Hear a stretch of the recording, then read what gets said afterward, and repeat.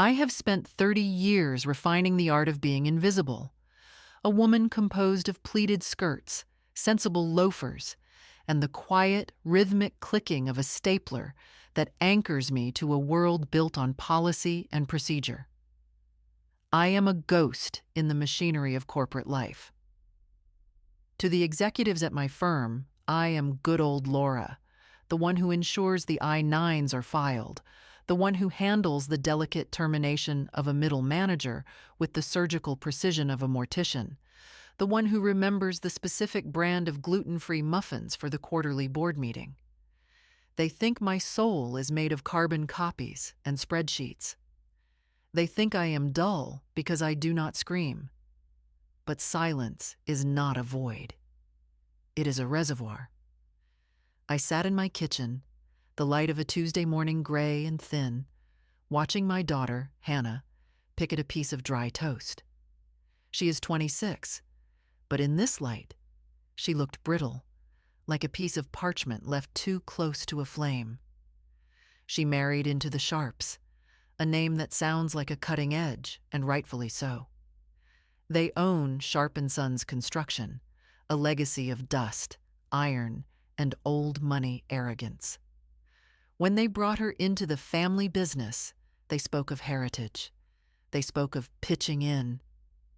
"I'm just tired, Mom," Hannah whispered. Her eyes didn't meet mine. They darted toward her phone, a nervous, involuntary twitch. "It's a big project, the West Side development. Arthur says if I don't get the permits filed by Friday, the whole crew sits idle, and it's on my head." "Is that your job, Hannah? Permitting?" I asked. My voice was level, the tone I use when explaining COBRA benefits to a disgruntled employee.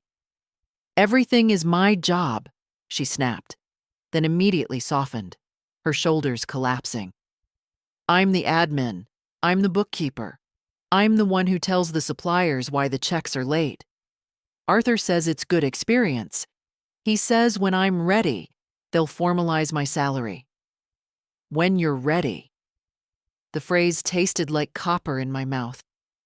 Why is it that we teach our daughters that helpfulness is a virtue, but we forget to tell them it is also a commodity? Why do we let them believe that love and labor are interchangeable currencies? "How much did they pay you last month?" I asked. "It's complicated. They pay the mortgage on the condo. They handle the car insurance. Arthur says it's more tax efficient this way." I watched her. I saw the tremor in her hands. She was being erased, one favor at a time. To the Sharps, she wasn't a daughter-in-law. She was an overhead-free resource. She was a line item they had managed to move to the zero column. "Go to work, honey," I said, leaning over to kiss her forehead. Her skin was cold. "Just do me a favor. If you have a moment, forward me that email Arthur sent about the West Side permits. I want to see how they structure their project milestones, for my own notes." "Okay, Mom, but don't make it a thing. You know how they are about corporate interference." I smiled. It was the smile I gave to a CEO right before I handed him a non-disclosure agreement. I know exactly how they are. The hospital room smelled of antiseptic and failed expectations. Hannah had collapsed in the middle of a Friday afternoon, her heart racing so fast the doctors initially feared an arrhythmia. But the tests came back clean. Her heart was fine. It was her life that was failing. "Generalized anxiety disorder," the doctor told me in the hallway, his voice hushed. "Acute panic episode triggered by prolonged cortisol elevation. Does she work in a high-stress environment?" "She works for family," I said. The doctor nodded slowly, a look of profound pity crossing his face. "Sometimes that's the highest stress of all. There are no boundaries in a family business, only expectations." I walked back into the room. Hannah was asleep, her face pale against the white pillow. She looked small. I felt a tectonic shift inside my chest. a slow, grinding movement of ancient plates. For decades, I had played by the rules. I believed in the system. I believed that if you documented the truth would protect you. But the Sharps didn't use the system. They used the lack of one. I went to their office the next day while Hannah was still admitted. I brought a get well soon basket, cellophane, ribbons, expensive pears. I looked like a grieving, slightly dotty mother-in-law. "Oh, Laura," Arthur Sharp said, leaning back in his mahogany chair. He was a man made of meat and ego. His suit slightly too tight across his broad chest. "Shame about Hannah. She's high-strung, like her mother, I suppose. We really need her back, though. The filing system is a mess without her." "I'm sure," I said, my voice soft, almost apologetic. I wandered toward the back desk, the one Hannah used. It was tucked in a corner near the drafting plotter. No window, no ergonomic chair, just a stack of invoices and a phone that wouldn't stop ringing. "She's very dedicated," I murmured, my eyes scanning the desk. There was no employee handbook, no framed mission statement, just a sticky note on the monitor that read, "Arthur's Dry Cleaning. Pick up by 4. "She's family," Arthur's son, Mark, Hannah's husband, said as he walked in. He didn't hug me. He didn't ask how she was. He looked at the stack of invoices. "Did she finish the payroll entries before she fainted?" Fainted. As if it were a Victorian affectation, not a biological system failing under pressure. "I don't think so, Mark," I said. I reached out and touched a folder. It was a vendor contract. "She's been doing so much. I sometimes wonder if she even has a job description." Mark laughed. It was a sharp, ugly sound. "Job description? This isn't your HR department, Laura. We do what needs to be done. We're a team." A team. In my world, a team has defined roles, a hierarchy of responsibility, and a fair distribution of labor. In their world, a team was a group of people watching one girl drown while they commented on her swimming form. I left the basket on the desk, but as I walked out, I took a photo of the payroll ledger with my phone. I took a photo of the dry cleaning note. I took a photo of the dusty, neglected OSHA poster that was 10 years out of date. Documentation is the only weapon that doesn't make a sound when you draw it. 2 weeks later, Hannah was back at the desk. The panic attack was a fluke, she told herself. Mark had bought her flowers. Arthur had given her a bonus, a $500 gift card to a spa she didn't have time to visit. I sat her down in my living room on a Sunday. I didn't give her a lecture. I didn't tell her to quit. I knew that if I pushed, she would retreat into the fortress of her marriage. "I set up a shared folder for us, hon," I said, showing her my tablet. "It's on the cloud, just a just-in-case thing. If you ever have a document you're worried about or an email that feels confusing, just drag it in there. You don't even have to tell me." "Mom, why?" "Because memory is a fickle thing, honey. In HR, we say, if it isn't written down, it never happened. If Arthur tells you you're doing a great job, put a note in. If he tells you you're not experienced enough to get a raise, put that in too. It's just an archive. For your own peace of mind." She looked at the screen. The folder was titled "Just in Case." It looked innocent. It looked like a digital shoebox. "Okay," she whispered, "just to make you stop worrying." Over the next 4 months, the folder began to grow. I checked it every night after dinner, sitting in my armchair with a glass of tea. I watched the exploitation unfold in real time, recorded in the cold, unfeeling format of PDF and JPEG. April 12th, a forward of an email from Arthur at 11:45 p.m. "Hannah, I need the liability insurance audit on my desk by 7 a.m. Don't be late again." May 3. A screenshot of a text from Mark. Dad's pissed about the lunch order. You forgot the mustard. Try to focus, okay? We look bad when you're sloppy. June 15th. A scanned copy of a reimbursement check for office supplies that had been deducted from her allowance. I started a spreadsheet. I am very good at spreadsheets. Column A, date. Column B, task performed, beyond administrative scope. Column C, estimated market value of labor. Column D, direct quotes regarding family loyalty, used as a deterrent for compensation. I saw the patterns.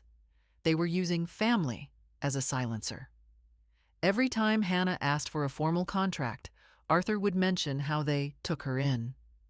Every time she mentioned the hours, Mark would remind her that the company was their future. Is a future worth anything if you arrive there as a ghost? I wondered. Can you inhabit a house built on the bones of your own youth? I began to mentor her subtly. When we had coffee, I didn't talk about her feelings. I talked about the narrative. When Arthur says you aren't experienced, Han, he's creating a narrative. You counter it with a statement of fact. Don't argue. Just state what you did. Arthur, I managed the permitting for a $12 million project. That is experience. I saw the spark in her eyes grow. It was small, a pilot light in a cold room. The West Side project was a triumph. The Sharps cleared a profit that would buy 3 more condos. And at the celebratory dinner, Arthur toasted to the boys. He toasted to the foreman. He toasted to the architects. He didn't mention Hannah. The next morning, Hannah walked into Arthur's office and asked for her back pay. She asked for the salary they had promised when she was ready. Arthur laughed. Hannah, darling, you didn't have an official role. You were helping out. We pay your mortgage. We're a family. You don't invoice your father-in-law. Mark stood in the corner, looking at his shoes. Come on, Han. Don't be greedy. The company needs to reinvest right now. Hannah didn't crumble. She didn't cry. She walked out, drove to my house, and sat at the kitchen table. It's time, Mom, she said. Her voice was cold. It was the voice of someone who had finally seen the bottom of the well. I stood up and went to my printer. I had been preparing for this termination for 6 months. I had the folders. I had the timeline.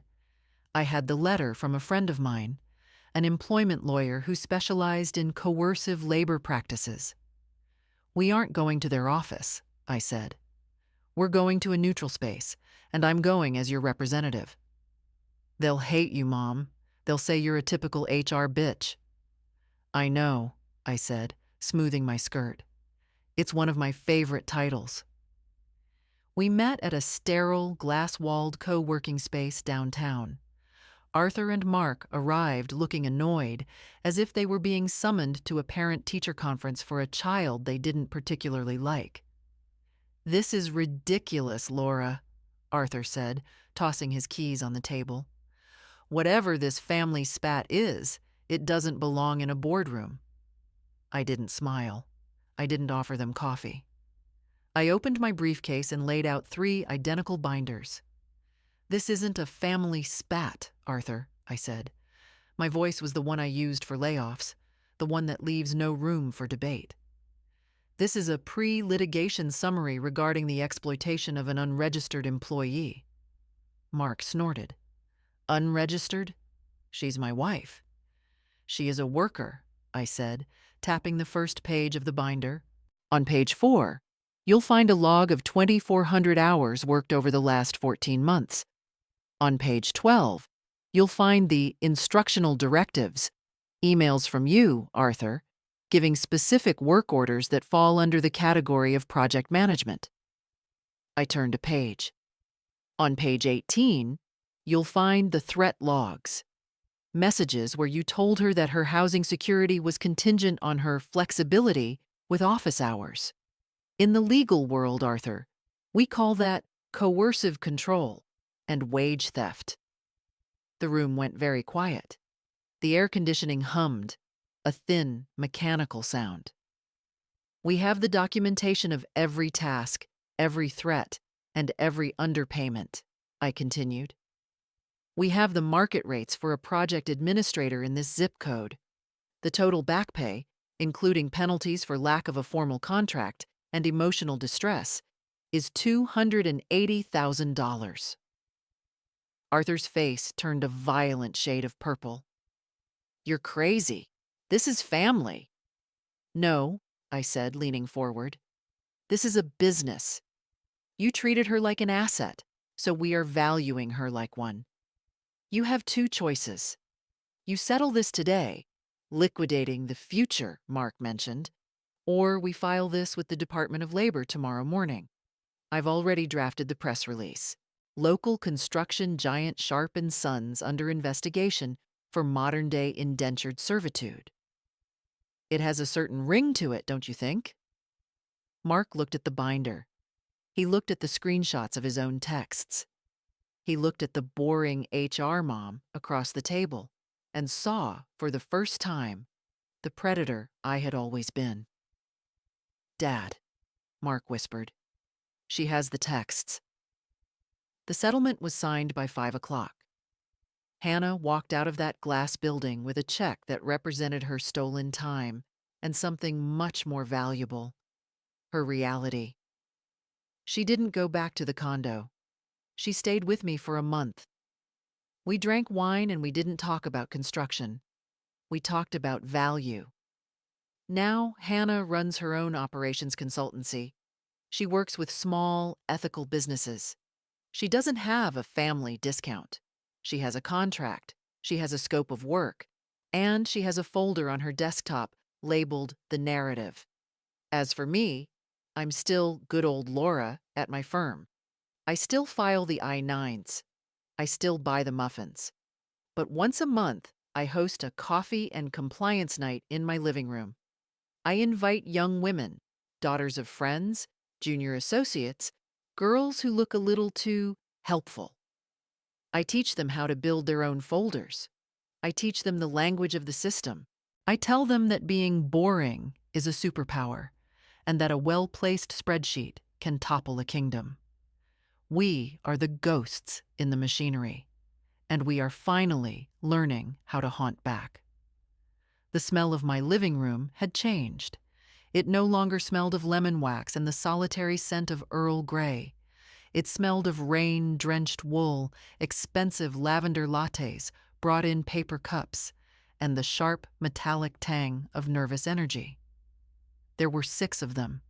6 women, ranging from 22 to 40, sat on my floral sofa and perched on the edges of my dining chairs like birds on a wire.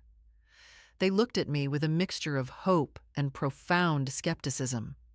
To them, I was just another auntie in a twin set, a woman whose most daring act was likely choosing a semi-gloss paint for the baseboards. They didn't see the woman who had brought Arthur Sharp to his knees with a 3-ring binder. Not yet. Thank you for coming, I said. My voice was low, modulated, the acoustic equivalent of a weighted blanket. There is coffee in the pot, and the muffins are almond orange. Please, take one. We have a lot of architecture to discuss. Architecture? Asked Maya, a girl with tired eyes who worked as a junior partner at a boutique marketing firm. A title that, according to the emails Hannah had shown me, mostly involved picking up the senior partner's kids from school. The architecture of your invisibility, I said. I sat down and opened my own leather-bound notebook. Most of you are here because you are good. You are reliable. You are the one who stays late because we're a family here. You are the one who doesn't ask for the promotion because you don't want to seem difficult. I paused, letting the word difficult hang in the air like a ghost. In the corporate world, difficult is just the word men use for women who have discovered their own price tag. I leaned forward, the light of the floor lamp catching the silver in my hair. Tonight, we are going to talk about the just-in-case folder. But before we build the folder, we have to build the mindset. You are not a person at work. You are a service provider. Your employer is a client. Does a client get to scream at their contractor? No. Does a client get to change the terms of the contract without an amendment? No. But I don't have a contract, whispered a woman named Elena. She was older, her hands knotted in her lap. It's a small nonprofit. We just do what's needed. If there is no contract, Elena, then you are not an employee. You are a volunteer. And if you are a volunteer, why are you crying in your car every Monday morning? The room went silent. I heard the rain tapping against the window, a rhythmic reminder of the world outside that didn't care about their feelings, only their output. Rule number 1, I said, clicking my pen. The sound was a sharp, tiny gunshot. Emotional labor is not a line item. If you find yourself mediating a conflict between two grown men in the break room, note the time. If you are asked to organize the holiday party on your lunch break, note the time. This is scope creep. It is the slow, silent theft of your professional identity. I spent the next hour showing them how to BCC their personal email addresses on instructional notes. I showed them how to translate a vague verbal request into a confirming email. Per our conversation, Arthur, I am moving forward with the West Side permits. Just to confirm, this falls under my new responsibilities as discussed on the 14th. You aren't being aggressive, I told them. You are being an archivist. You are building the walls of your own fortress, one timestamp at a time. Maya looked down at her coffee. My boss. He's nice, though. He bought me a cake for my birthday. He says I'm the heart of the office. I felt a familiar, bitter ache in my chest. How many hearts have been broken on the altar of being the heart? Maya, I said, my voice softening but remaining firm. A cake is a $5 investment in your continued silence. It is much cheaper than a $5,000 raise. Do not mistake a gesture for a policy. A policy is what protects you when the nice man has a bad quarter and needs someone to blame. I saw the realization ripple through them. It was a painful thing to witness, the moment the sugar coating dissolves and the medicine underneath is revealed. What do we do when we have enough? Elena asked. When the folder is full? Then, I said, a slow, predatory smile spreading across my face. We stop being the heart. We become the auditor. We sit down, we present the data, and we ask for the adjustment. We don't ask with tears. We don't ask with apologies. We ask with the calm, terrifying certainty of someone who has the receipts. I looked over at Hannah, who was sitting in the corner. She wasn't a student tonight. She was the living proof. She was wearing a blazer that fit her perfectly. She looked like a woman who knew exactly how much she cost per hour. My mother is a very boring woman, Hannah told the group, her voice filled with a fierce, quiet pride. And that is why she is the most dangerous person in this city, because no one sees her coming until the audit is already finished. By 10 o'clock, the lattes were gone, but the energy had shifted. They weren't birds on a wire anymore. They were hunters. As Maya reached for her coat, she stopped and looked at me. I have a meeting tomorrow about the restructuring. They're going to ask me to take on the social media accounts without a title change. And what are you going to say? I asked. Maya straightened her shoulders. She looked at the blank notebook in her hand, the one I had given each of them. I'm going to say, I'd be happy to discuss the expanded scope of work. Shall we schedule a time to review the updated compensation structure that reflects these new executive responsibilities? I nodded, a sharp, short nod. And if they say, we're a family? Maya smirked. I'll tell them I already have a family, and they're much more expensive to maintain. I closed the door behind the last of them and leaned my head against the wood. The house was quiet again, but the air felt charged, as if a storm had just passed through and left the atmosphere scrubbed clean. I walked to the kitchen and picked up a stray muffin crumb. I thought about the thousands of folders being created tonight, thousands of digital shoeboxes filling up with the truth. Is it cruel to teach them to be so cold? Or is it the highest form of love to give them the armor I had to forge out of my own scars? I sat back down at the table and opened my laptop.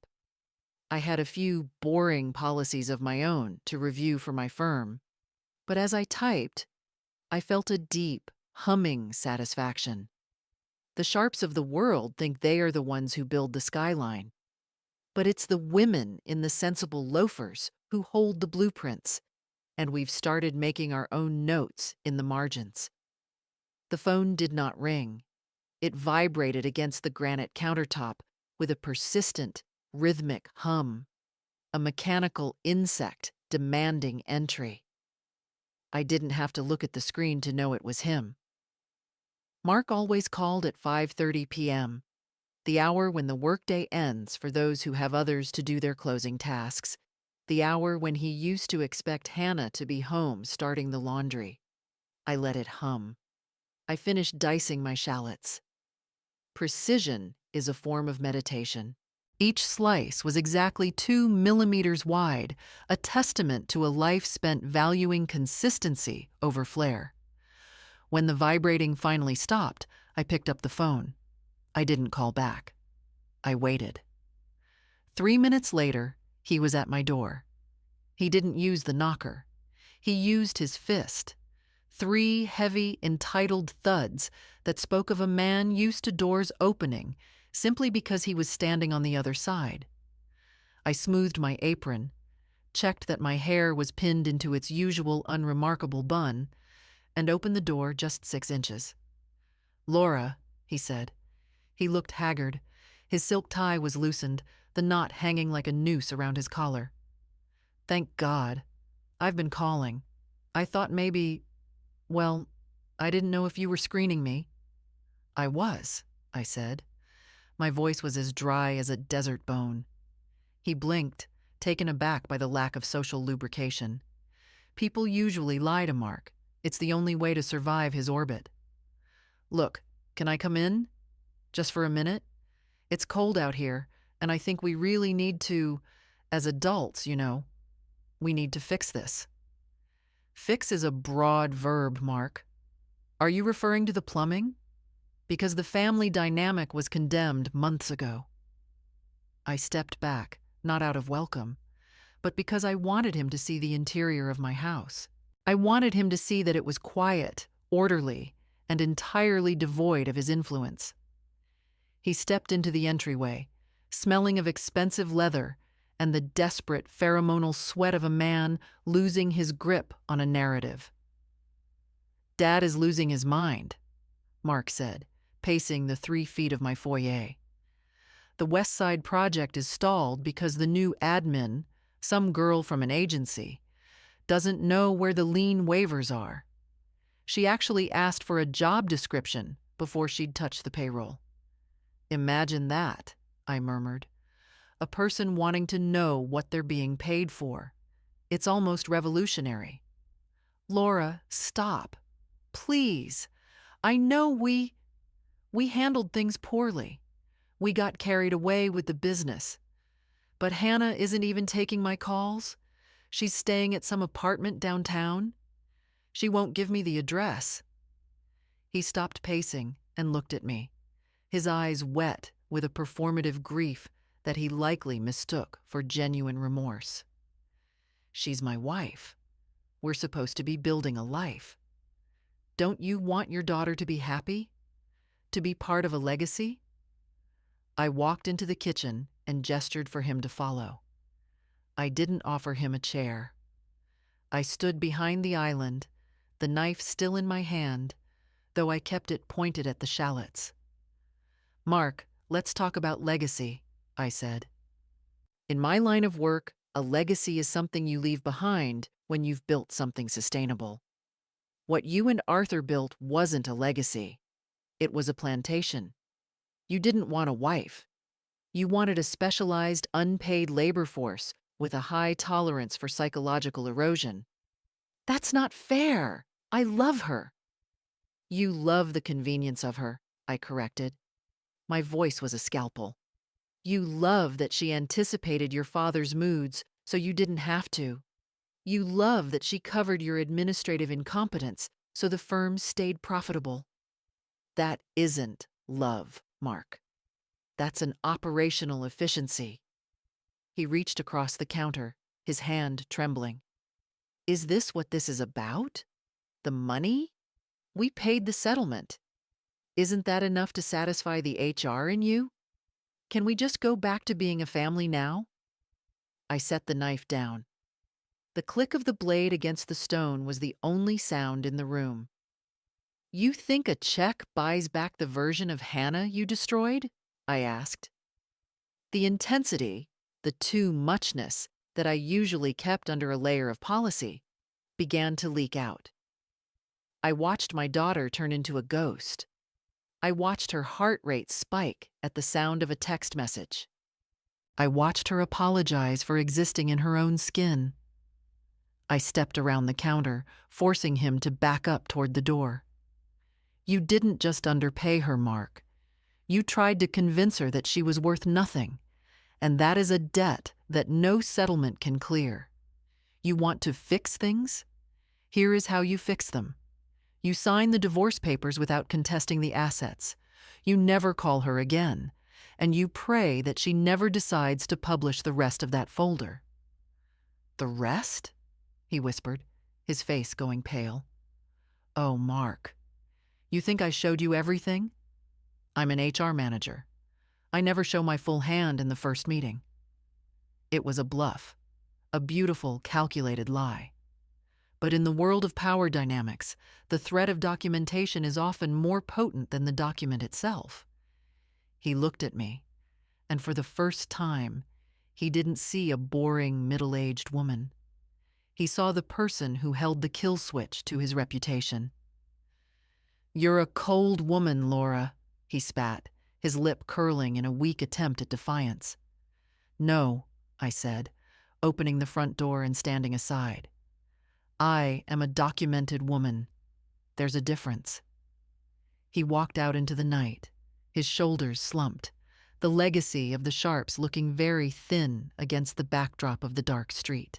I watched him get into his car, a car Hannah had probably researched and insured for him, and drive away. I closed the door and locked it. Twice. I went back to the kitchen and finished my shallots. I put them in the pan, listening to them sizzle in the butter. The sound was bright, cheerful, and entirely within my control. Why do men like Mark always think that fixing things means returning to a state where they are comfortable? Why do they think that a mother's love is a soft thing rather than a predatory one? I sat down to eat my dinner in the quiet. Tomorrow I would check in with Maya. I would check the shared folder. I would continue the work. The machinery was humming. And for the first time in 30 years, the ghost was the one running the controls. The office of Sharp & Sons was not a place of creation that night. It was a crime scene where the perpetrators were trying to find the evidence they had already lost. I imagined them there, bathed in the sickly blue light of computer monitors, the air thick with the smell of scorched coffee and the mounting rot of panic. Arthur, a man who had spent 40 years believing that his handshake was law and his temper was a management tool, would be tearing through the oak filing cabinets. Mark would be hunched over the keyboard, his eyes bloodshot, frantically scrolling through deleted items and sent folders, searching for the rest of the documentation I had alluded to. What they didn't understand, what men of their breed never understand, is that the most dangerous weapon isn't a single document. It's the context. I woke up the next morning to the sound of silence. It was a deliberate, heavy silence from the other side of the city. No emails, no texts, no frantic wellness checks. My bluff had done more than silence, Mark. It had turned their own house into a hall of mirrors. When you tell a man who has operated in the shadows that you have a flashlight, he begins to see ghosts in every corner. He wonders, did she record that lunch meeting in October? Did she see the altered invoices for the West Side concrete? Did Hannah tell her about the off-the-books laborers we used for the landscaping? The beauty of the Sharp family was that they were consistently, structurally crooked. To find one thread of exploitation was to realize the entire sweater was made of stolen wool. I sat at my vanity, pinning my hair with the same methodical precision I used every day. I looked at my reflection, the soft lines around my eyes, the unremarkable beige of my sweater, the quiet, boring mask I wore for the world. It is a powerful thing to be underestimated. It is a cloaking device that allows you to walk through the enemy's camp while they are busy looking for a soldier. "Are you okay, Mom?" Hannah's voice came from the doorway.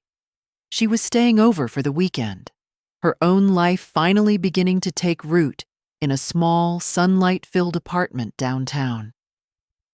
"I'm more than okay, honey," I said, catching her reflection in the mirror.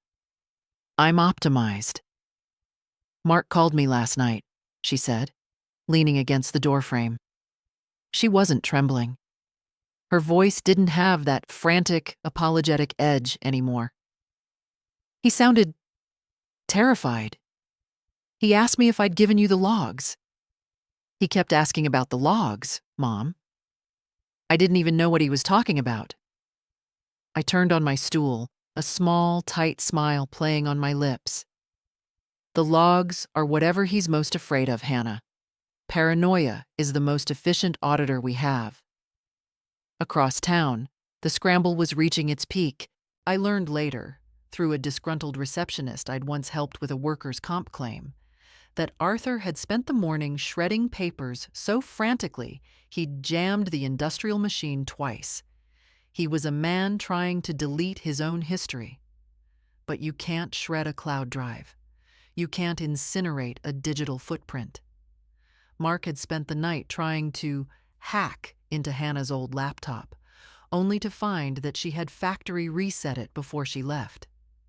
Every time they hit a wall, their fear grew. They began to turn on each other.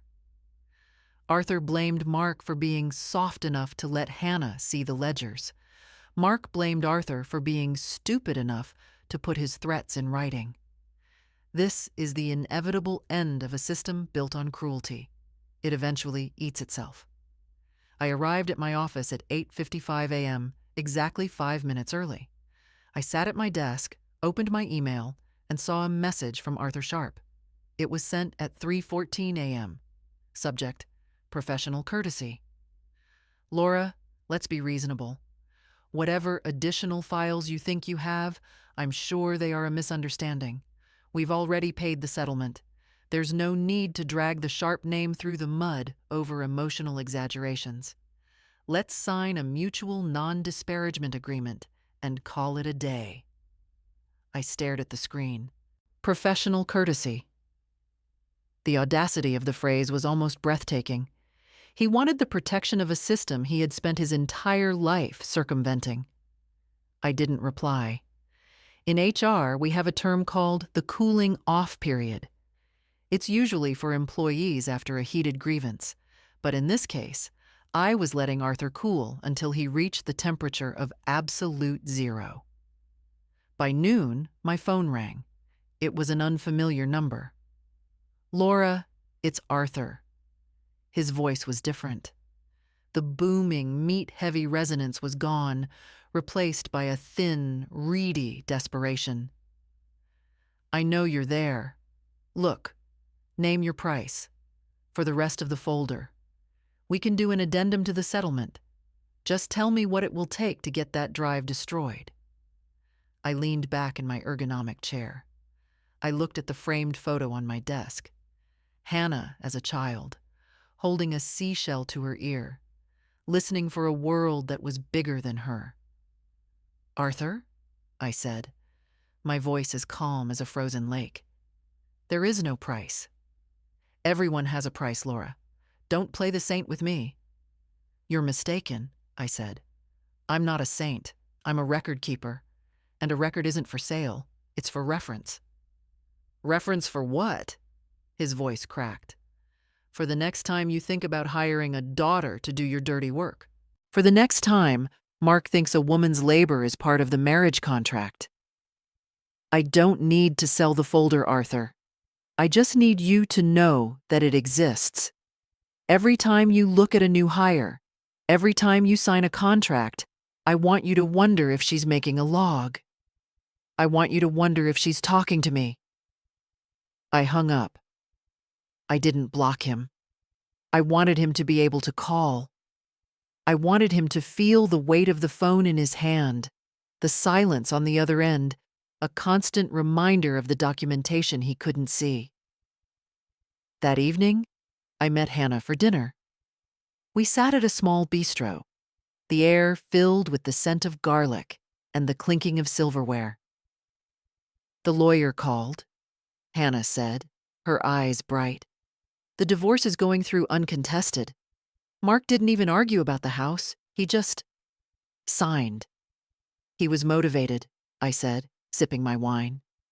"Mom," she said, reaching across the table to squeeze my hand. "Was there really more? In the folder?" I looked at my daughter. I saw the strength in her jaw, the way she sat with her back straight, the way she looked the waiter in the eye. I saw a woman who would never again let a man tell her what she was worth. "Hannah," I said, "the folder is never truly empty. Because the truth isn't a finite thing. It's an ongoing process." I didn't tell her it was a bluff. Why should I? A bluff is only a lie if you don't have the courage to make it true. And if I ever needed more on the sharps, I knew exactly where to look. They were creatures of habit, and their habit was greed. As we walked out into the cool evening air, I felt a profound sense of closure. The boring HR manager had done her job. The audit was complete. The liabilities had been managed.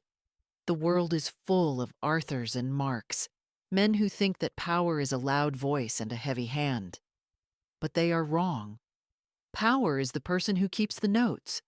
Power is the person who understands that a life, like a company, is only as strong as its documentation. I drove home, the rhythm of the windshield wipers a steady, comforting beat.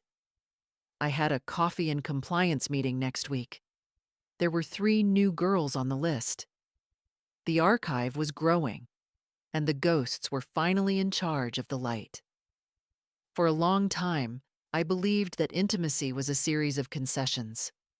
I watched my mother soften herself until she was almost liquid, flowing into the cracks of my father's rigid life until she had no shape of her own.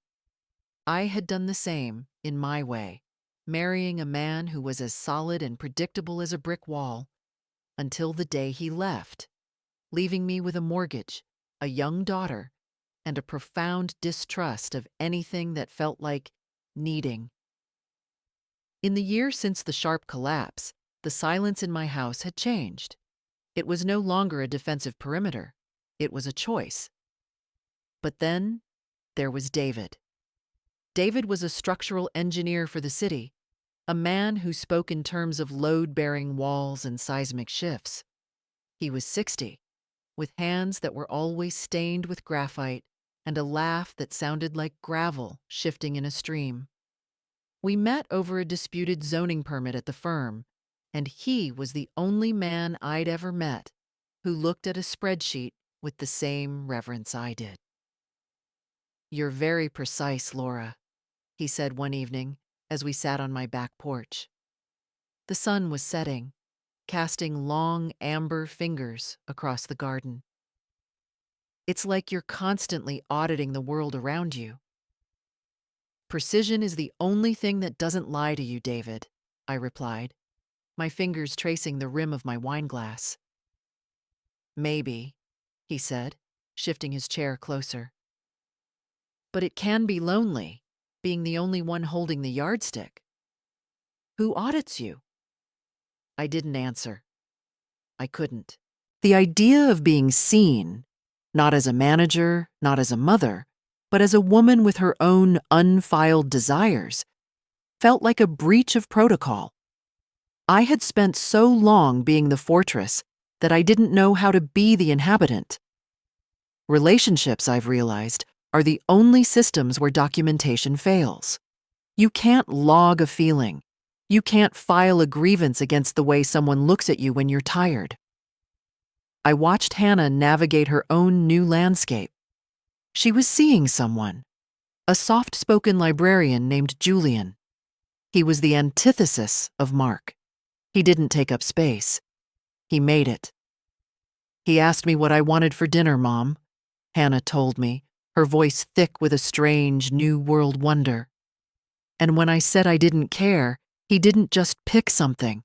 He said, 'I want to make sure you actually like it, Hannah. Your preference is the point of the meal.'"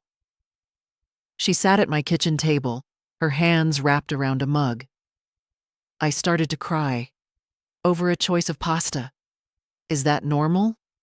To be so broken by a little bit of kindness? "It's not that you're broken, hon," I said, reaching across the table to touch her wrist. Lightly, no grip. "It's that you're thawing, and ice always cracks when it melts."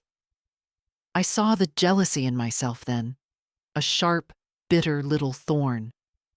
I was proud of her, yes. But I also felt the hollow ache of my own self-imposed isolation. I had taught her how to survive, but had I forgotten how to live? Is it possible to be too much for a system, but not enough for a person? The following Tuesday, David invited me to his studio. It was a messy, chaotic space filled with blueprints and balsa wood models of bridges. It was the nightmare of any HR manager. No filing system, no clear boundaries. "I'm working on a new pedestrian bridge for the park," he said, gesturing to a delicate web of wires. "The trick isn't making it rigid. If it's too rigid, the wind will snap it. It has to have give. It has to be able to sway." He walked over to me. He didn't stand in my personal space, but he didn't retreat either. "Laura," he said softly, "you've spent your whole life being the rigid thing, the one everyone else leans on. But you're allowed to sway. You're allowed to be the one who needs the support." He reached out and took my hand. His palm was warm, calloused, and terrifyingly real. My first instinct was to pull away, to check the Employee Handbook of the Heart for a rule against this kind of vulnerability. I wanted to file a report on the way my pulse was hammering in my throat. But I didn't. I let my fingers curl around his. For the first time in a decade, I wasn't the auditor. I wasn't the ghost. I was just a woman in a room with a man who wasn't asking for her labor or her silence. "I don't know how to do this," I whispered. "I don't have a policy for this." "Good." David smiled, and the gravel in his voice was tender. "Let's build the model as we go. No blueprints." We are a month into this new project. There are no binders. There are no shared cloud drives. There is only the slow, frightening, beautiful process of learning another person's geography.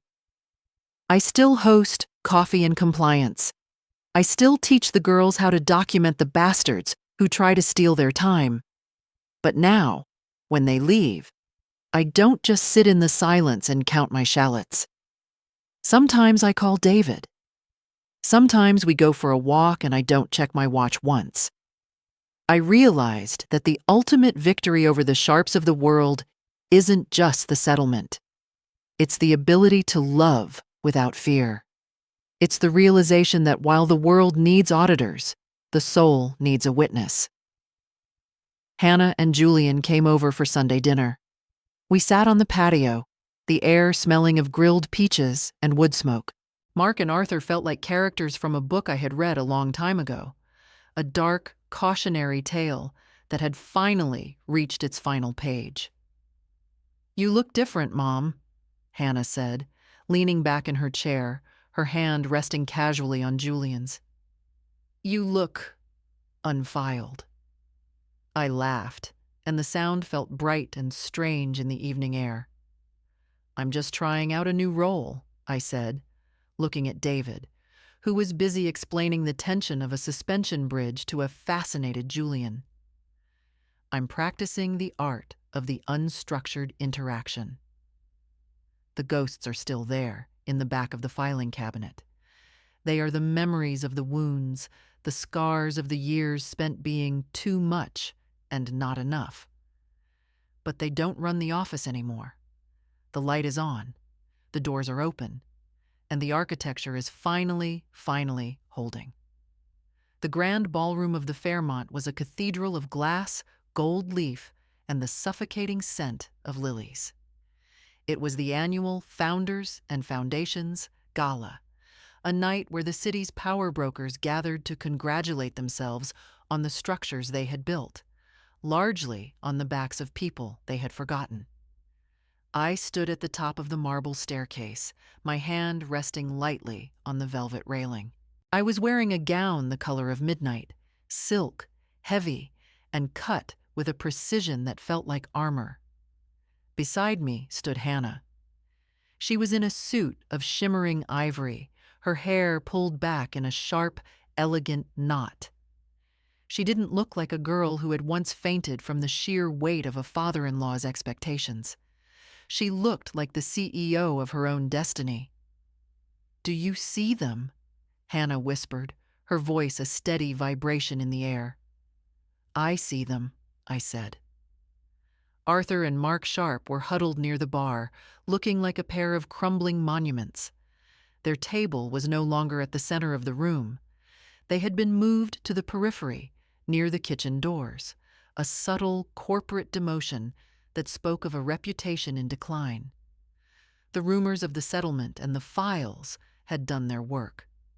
In this city, a man's credit is only as good as his secrets, and everyone knew the Sharps had lost the keys to their vault. "Shall we?" I asked. We descended the stairs together, a synchronized movement of shadow and light. We didn't seek them out, but the geometry of the room made the collision inevitable. We were crossing toward the podium when Arthur stepped into our path. He looked older, the meat of his face sagging, his eyes bloodshot behind expensive frames. Mark stood behind him, a pale imitation of a man, clutching a gin and tonic as if it were a life preserver. "Laura," Arthur growled. He tried for the old booming resonance, but it came out as a desperate rasp. "And the prodigal daughter. Quite a display tonight. I see you've used the settlement money for a new wardrobe." I stopped. I didn't look at his tie or his sagging jaw. I looked into the void of his character. "It's called an investment, Arthur," I said. My voice carried across the nearby tables, a low, melodic bell. "In HR, we call it visual branding. It helps people understand exactly who they are dealing with before a single word is spoken." Mark stepped forward, his face twisting with a pathetic, lingering bitterness. "You ruined us, Hannah. Half our vendors won't even return Dad's calls. They think we're toxic. Is that what you wanted? To destroy the family name?" Hannah didn't flinch. She took a slow sip of her water, then looked at Mark with a pity so profound it was more devastating than anger. "The name wasn't destroyed by me, Mark," she said. "It was dismantled by the facts. A name is just a label on a folder. If the folder is full of theft and cruelty, the label doesn't matter. I didn't ruin you. I just stopped helping you hide." Arthur leaned in, his voice a hissed threat. "You think you're so smart, but you're still just a pair of women who got lucky with a lawyer. One day, the files won't matter." I stepped closer to him, so close I could smell the stale scotch on his breath. I didn't lower my voice. I wanted the room to hear. I wanted the foundations of this gala to tremble. "Arthur," I said, "the files always matter. Because the files are just the evidence of who you are when you think no one is watching. You spent 40 years building a kingdom on silence. I spent 40 minutes showing my daughter how to speak. Look around this room."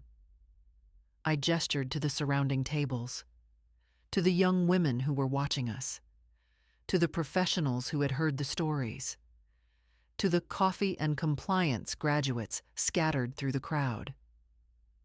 "The silence is over. You aren't being haunted by a folder, Arthur. You're being haunted by the truth. And the truth doesn't require a settlement. It just requires a witness." We walked away then. We didn't look back to see them standing there, two men frozen in the wreckage of their own ego. We moved to the center of the dance floor. The music was a sweeping, cinematic waltz. David was there, waiting for me, his tuxedo fitting him with a comfortable, unpretentious elegance. Julian was there for Hannah. As David took my hand, I felt the final stitch of the old life pull through. The boring woman, the intense mother, the ghost, they were all still there, but they had fused into something new, something unbreakable. "You look like you just won a war," David whispered as he pulled me into the dance. "I didn't win a war," I said, looking over his shoulder at Hannah, who was laughing as she spun in Julian's arms. "I just finished the audit, and for the first time in 30 years, the books are perfectly balanced."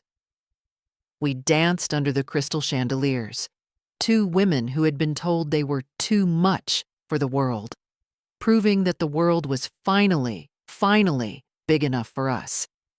Is there anything more terrifying to a tyrant than a woman who has stopped apologizing for her memory? Is there anything more beautiful than a daughter who has learned that her labor is hers alone to give? I closed my eyes and let the music carry me. There were no notes to take. There were no receipts to file. There was only the heat of the room, the strength of the hand in mine, and the glorious, terrifying, absolute freedom of being seen. The archive was closed. The new story had begun. And the narrator was finally home.